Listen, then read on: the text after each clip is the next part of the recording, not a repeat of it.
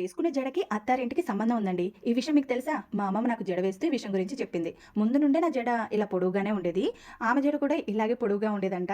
ముందు అత్తారింటికి జడకు సంబంధం ఏంటో చెప్తా. ఈ ఆడపిల్ల పెళ్ళైన తర్వాత తన అత్తగారింట్లో అడుగు పెట్టినప్పుడు అక్కడ రకరకాల మనుషులు ఉంటారు కదా.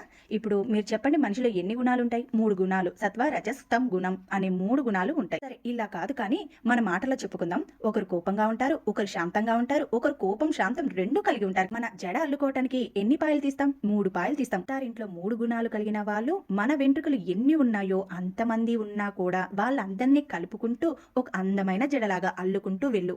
అప్పుడు నీ సంసారం ఒక అందమైన జడలాగా కనిపిస్తుందని నాకు జడ వేస్తూ మా అమ్మమ్మ చెప్పింది. పెద్దవాళ్ళు చెప్పిన మాట నిజమే కదండి. ఒక ఆడపిల్లకి పెళ్ళైన తర్వాత ఒక కుటుంబం అంటూ ఏర్పడిద్ది. అలా రకరకాల మనుషులను సమర్థించుకుంటూ కలుపుకుంటూ ఉంటేనే కదా ఆ కుటుంబం అనేది చక్కగా ఉంటది. కుటుంబంలో ప్రతి ఒక్కరూ ముఖ్యమే. అందరూ కలిసి ఉంటే ఆ ఆనందమే వేరు. నాకేముంది, నా పాటికి నేను బాగానే ఉన్నాను చాలు అనుకుంటే ఎలాగా? నా జడలాగే నా కుటుంబం కూడా అందంగా ఉండాలని కోరుకుంటున్నాను. 5 మినిట్స్ నుండి 13,000 సబ్స్క్రైబర్ ఎవరో వాళ్ళ కోసం వెయిట్ చేస్తున్నాను. ఎందుకంటే 13,000లో 3 ఉంది కదా. ఈ వీడియోలో 3 గుణాలు కలిగిన వాళ్ళ గురించి మాట్లాడుకుంటున్నాం కదా. 13,000 సబ్స్క్రైబర్ ఎవరో? రామ్ చరణ్ సినిమా టైటిల్ ఎవరు?